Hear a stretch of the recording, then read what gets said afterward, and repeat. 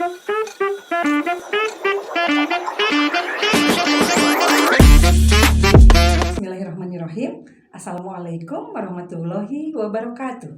Salam sejahtera bagi kita semua. Halo anak-anak, apa kabar kalian hari ini? Mudah-mudahan semuanya dalam keadaan sehat ya. Selamat bertemu di video pembelajaran ekonomi dengan saya, Kania Aprianti. Salam Equilibrium. Pada pembelajaran kali ini, kita akan membahas tentang kebutuhan manusia, materi kelas 10, sekolah menengah atas. Anak-anak, menurut kalian, apakah kebutuhan itu penting? Kenapa penting? Dan apakah sama antara kebutuhan dengan keinginan? Untuk mengetahui semua itu, yuk kita simak penjelasan berikut ini.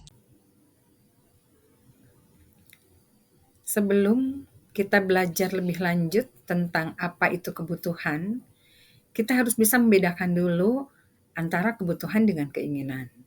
Terlihat pada gambar, manusia memerlukan makan, dan kegiatan makan bisa dilakukan di warteg atau di rumah makan mewah. Dari macam-macam kebutuhan tersebut, kita harus bisa membedakan mana keinginan dan mana kebutuhan. Silahkan perhatikan pengertian kebutuhan dan keinginan pada slide ini.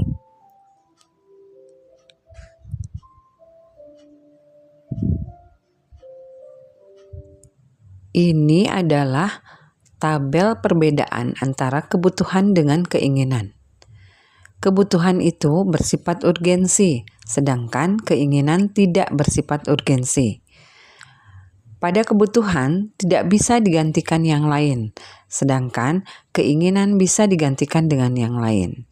Yang ketiga, pada kebutuhan jika tidak dibeli maka akan berpengaruh besar terhadap hidupnya, sedangkan dalam keinginan jika tidak dibeli tidak memiliki pengaruh yang terlalu besar.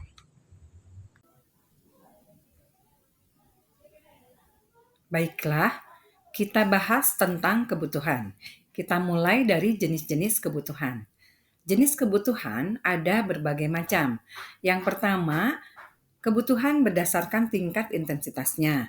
Ada 3, yaitu yang pertama kebutuhan primer, kebutuhan sekunder, dan kebutuhan tersier. Kebutuhan primer adalah kebutuhan yang harus dipenuhi oleh manusia untuk kelangsungan hidupnya. Contoh, makan, minum, pakaian, dan lain-lain.